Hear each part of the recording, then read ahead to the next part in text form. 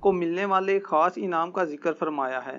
اعوذ باللہ من الشیطان الرجیم، بسم اللہ الرحمن الرحیم، انا اعطیناک الکوثر۔ اس آیت مبارک میں الکوثر سے کیا مراد ہے؟ پلیز وضاحت فرما دیں۔ دیکھیں، نبی صلی اللہ علیہ وآلہ وسلم کو اللہ تعالیٰ نے جو بڑی نعمتیں عطا فرمائی ہیں ان میں سے ایک اس صورت کا نزول بھی ہے، جس میں بشارت دی گئی کہ انا اعطیناک الکوثر، ہم نے آپ کو الکوثر عطا فرمایا۔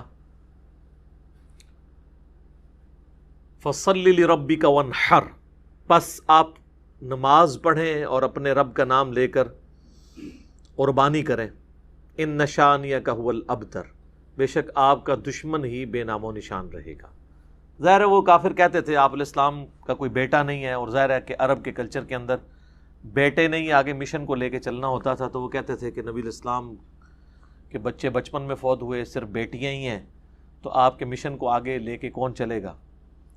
تو اللہ تعالیٰ نے فرمایا کہ ہم نے تو اپنے نبی کو خیر کثیر عطا فرمائی ہے، آپ کو اللہ تعالیٰ کروڑوں روحانی بیٹے دے گا جو آپ کی دعوت قبول کرنے والے ہیں۔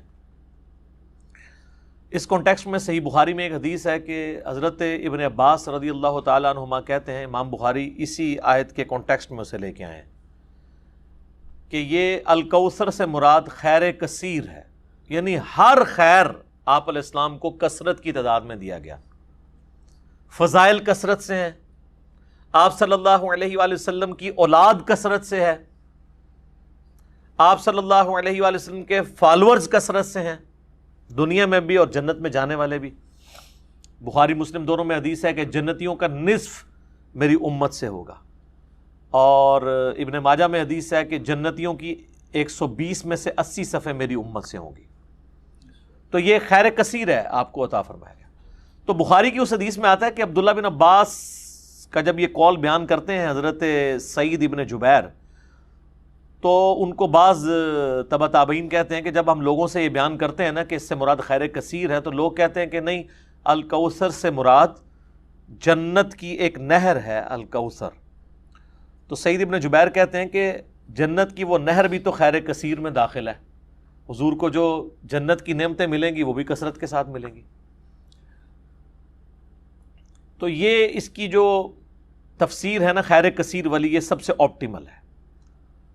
اس میں جو ہے وہ حوض کوثر بھی شامل ہے، جو صحیح مسلم میں حدیث ہے کہ نبی صلی اللہ علیہ وآلہ وسلم صحابہ میں بیٹھے تھے تو آپ کو اچانک ایک اونگ آئی، تھوڑی دیر بعد جب آپ کی آنکھ کھلی تو آپ مسکرا رہے تھے، اور پھر آپ نے کہا کہ ابھی ابھی اللہ تعالیٰ نے مجھ پہ یہ آیات نازل کی ہیں، بسم اللہ الرحمن الرحیم، یعنی آپ علیہ السلام نے بسم اللہ سے اسے سٹارٹ کیا، انا اعطیناک الکوثر فصلی لربک وانحر ان شانئک ھو الابتر۔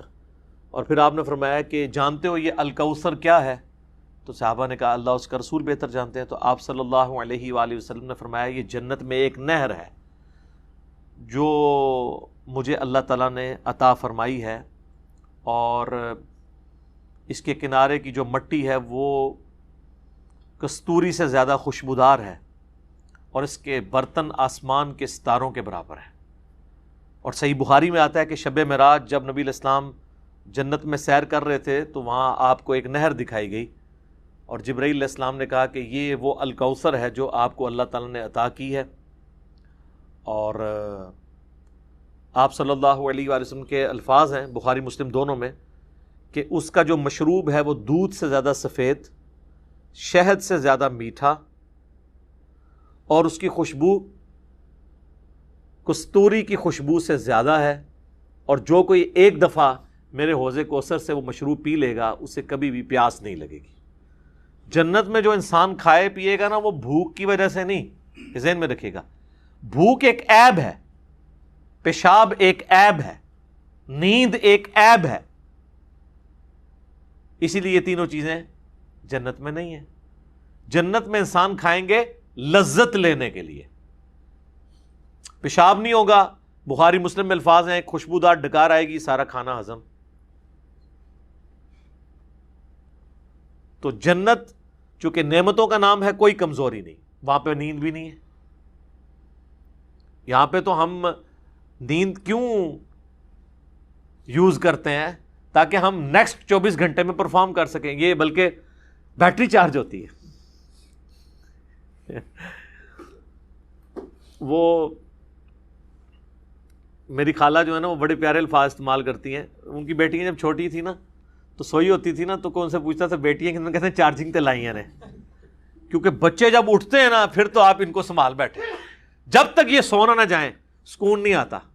تو وہ جو سوتے ہیں نا وہ چارجنگ پہ لگے ہوئے ہوتے ہیں، پھر جیسے صبح انہوں نے اٹھنا ہے نا ایٹرلی اوپرلی کر دینی ہے. تو قیامت میں جنت والے دن آپ کو جنت میں چارجنگ کی ضرورت نہیں ہے، بلکہ نیند وہاں پہ ضرورت ہی نہیں. اللہ تعالیٰ نے ویسے ہی انسان کو اتنی انرجی دی ہوئی ہوگی. تو لہٰذا آپ علیہ السلام کا جو فرمان ہے نا کہ جو ایک بار پیے گا وہ کبھی پیاسا نہیں ہوگا.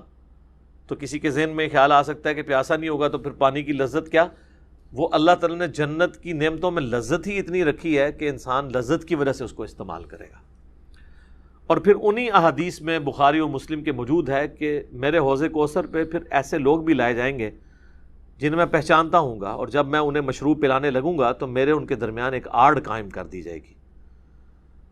تو میں کہوں گا یہ تو میرے صحابہ ہیں، اصحابی اصحابی. امتی والی روایتیں بھی ہیں بخاری مسلم میں، اصحابی والی بھی ہیں. تو مجھے بتایا جائے گا کہ یا رسول اللہ آپ کو نہیں پتا آپ کے بعد انہوں نے دین میں بدعتیں جاری کر دی تھیں اور الٹے قدم پھر گئے تھے. تو آپ صلی اللہ علیہ وآلہ وسلم فرماتے ہیں کہ پھر میں کہوں گا سحقن سحقن لمن غیر بعدی، ان پہ پھٹکار ہو، ان کو مجھ سے دور کر دو جنہوں نے میرے بعد میرے دین کو بدل دیا. یہ حدیث بخاری اور مسلم دونوں میں ہے، اور حوض کوثر والے چیپٹر میں امام مسلم اسے لے کے آئے ہیں، بخاری میں موجود ہے. اس حدیث پہ کامنٹس ہیں عبداللہ ابن ابی ملیکہ تابعی کے. وہ جب بھی حدیث بیان کیا کرتے تھے تو وہ کہا کرتے تھے اے اللہ ہم تجھ سے یہ دعا کرتے ہیں کہ تیرے نبی کی وفات کے بعد ان کے دل سے الٹے قدم نہ پھریں، آمین ثم آمین. تو اللہ تعالیٰ ہمیں حوض کوثر پہ آپ صلی اللہ علیہ وآلہ وسلم کے مبارک ہاتھوں سے مشروب نصیب فرمائے. یہ دعا انسان کو اپنے لیے کرنی چاہیے. ظاہر ہے کہ وہ اہل جنت ہوں گے. اور بخاری مسلم میں کہ اس کے جو برتن ہیں نا وہ برتن ہی آسمان کے ستاروں کے برابر اس کی تعداد ہے. پورا ایک نقشہ کھینچا گیا. آپ مشکات کی 30 جلد میں حوض کوثر اور شفاعت والا چیپٹر نکالیں تو آپ کو وہ ساری احادیث مل جائیں گی. ترمذی اور ابن ماجہ میں ایک وہ حدیث بھی بڑی مشہور ہے جو حضرت انس ابن مالک کہتے ہیں کہ یا رسول اللہ کیا میری شفاعت کریں گے؟ تو آپ فرمایا میں کروں گا. تو یا رسول اللہ قیامت والے دن میں آپ کو کہاں تلاش کروں؟ تو آپ علیہ السلام فرمایا میزان عمل پہ آ جانا جہاں میرے امتیوں کے نام مال تل رہے ہوں گے. یا رسول اللہ وہاں نہ پاؤں تو فرمایا حوض کوثر پہ آ جانا. عرض کی وہاں پہ بھی نہ پاؤں تو فرمایا پھر پولیس رات پہ آ جانا.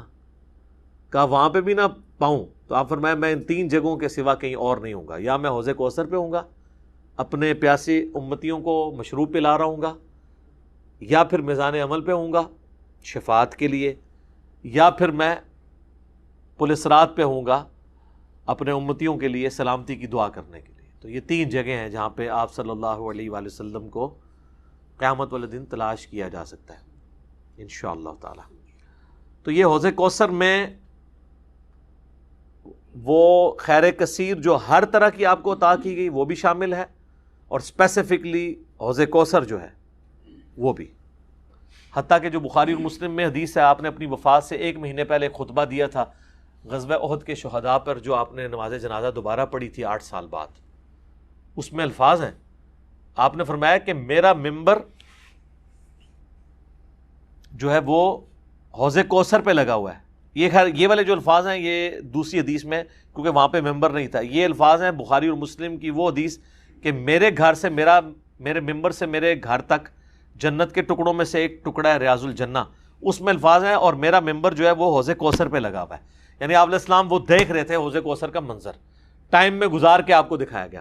وہ جو بخاری مسلم کی وہ والی حدیث ہے عقبہ بن عامر والی، جو شہدائے احد پہ آپ نے 8 سال بعد جنازہ پڑھا اپنی وفات سے 1 مہینہ پہلے. اور عقبہ ابن عامر کے الفاظ ہیں یہ آخری دفعہ میں نے رسول اللہ کو ممبر پہ دیکھا، اس کے بعد میں نے آپ کو نہیں دیکھا. تو اس میں الفاظ ہیں آپ نے فرمایا کہ میں اپنے حوض کوثر کو اس وقت بھی دیکھ رہا ہوں، اور دیکھنا میرے بعد جو ہے وہ مجھے تم سے یہ خطرہ نہیں کہ تم شرک میں مبتلا ہو جاؤ گے، بلکہ مجھے خطرہ ہے کہ تم دنیا کے مال میں پڑ جاؤ گے اور پھر اس کی لالچ میں ایک دوسرے کو قتل کرو گے اور تم بھی تباہ و برباد ہو جاؤ گے. جس طرح اگلی قومیں تباہ و برباد ہو گئی. تو اس میں بھی حوض کوثر کے الفاظ موجود ہیں. اور پھر میرے کربلا والے ریسرچ پیپر میں بھی آپ کو پتہ ہے ایک حدیث ہے جو میں نے حوض کوثر کا ذکر اس حدیث کے اندر بھی موجود ہے. جب وہ سنن ابی داؤد کی ایک حدیث ہے نا، وہ عبید اللہ ابن زیاد کے پاس ایک وہ آتا ہے، ہاں یہ ابو داؤد کے اندر 4749 ہے. ابو طالوت تابعی کہتے ہیں کہ میں ابو برزہ کو میں نے دیکھا کہ وہ گورنر یزید عبید اللہ ابن زیاد کے پاس آئے جب کہ وہ دسترخوان پر تھا. تو اس نے ابو برزہ کو آتے ہوئے دیکھا اور کہا کہ یہ تمہارا ٹھگنا محمدی ہے. استغفر اللہ. ان کا قد چھوٹا تھا تو ان کا اے گینڈا محمدی، یعنی محمدی اس نے اس لیے کہا کہ وہ حضور کا صحابی تھا. تو یہ کتنی سخت توہین کی عبید اللہ ابن زیاد نے. یہ وہی خبیث ہے جس کے بارے میں بخاری میں 3748 نمبر حدیث ہے، جس میں امام بخاری نے حسین کے ساتھ علیہ السلام لکھا ہے کہ یہ حضرت حسین کے حسن میں کلام کرنے لگا تو انس ابن مالک نے کہا کہ رسول اللہ کے سب سے زیادہ مشابہت رکھنے والے حسین تھے. یہ وہی عبید اللہ ابن زیاد ہے. تو یہ صحابہ کے گستاخ ہیں، آل امیہ ہیں، یہ بنو امیہ کے خدمت گار. تو اب آپ دیکھیں جب اس نے یہ بات کی نا تو حضرت ابو برزہ اس کی طنزیہ بات کو سمجھ گیا. آپ نے فرمایا مجھے گمان نہیں تھا کہ میں ایسے لوگوں کے دور حکومت تک زندہ رہوں گا جو مجھے رسول اللہ کی صحبت پر آر دلائیں گے، کہ میری زندگی میں یہ وقت بھی آنا ہے کہ رسول اللہ کی وجہ سے ہمیں پوری دنیا پہ غلبہ ملا، اور اس غلبے کی حکومت کو جو لوگ انجوائے کر رہے ہیں عرب کے بدو، یہ رسول اللہ سے میری نسبت پہ مجھے آر دلائیں گے، کہ مجھے کہہ رہے ہیں کہ ٹھگنا محمدی، یعنی پنجابی سے کہنا گینڈا محمدی، نعوذ باللہ. تو اب اس نے فوراً پینترا بدلا. وہ کہنے لگا کہ محمد صلی اللہ علیہ وسلم کی صحابیت تمہارے لیے باعث زینت ہے، آر کا سبب نہیں. پھر کہنے لگا کہ میں نے تمہیں اس لیے بلوایا ہے کہ تم سے حوض کوثر کے بارے میں پوچھوں، کیا تم نے رسول اللہ سے اس کے بارے میں کچھ سنا ہے؟ تو ابو برزہ نے فرمایا ہاں، نہ ایک بار، نہ دو بار، نہ تین بار، نہ چار بار، نہ 5 بار، میں نے کئی مرتبہ رسول اللہ صلی اللہ علیہ وآلہ وسلم سے حوض کوثر کے بارے میں سنا، اور جو حوض کوثر کو نہ مانے اللہ تعالیٰ اسے اس کا پینا نصیب ہی نہ فرمائے. اور پھر سیدنا ابو طالوت کہتے ہیں کہ سیدنا ابو برزہ رضی اللہ تعالیٰ عنہ غصے کی حالت میں وہاں سے تشریف لے گئے. انہوں نے بدعا دی کہ جو حضور کے حوض کوثر کو نہیں مانتا اللہ تعالیٰ اس کو حوض کوثر نصیب ہی نہ کرے. تو حوض کوثر جو ہے ایک ریالٹی ہے، اور قیامت والے دن کی چند بڑی ایکٹیویٹیز جو انسان کے لیے تسکین کا باعث ہیں، ان میں سے ایک عرش کا سایہ، اسی طریقے سے یہ حوض کوثر بھی ہے. اس گرمی کے اندر اللہ تعالیٰ کی نعمتوں میں سے بڑی نعمت ہے، ہم سب کو نصیب فرمائے. آمین ثم آمین. ٹھیک ہو گیا.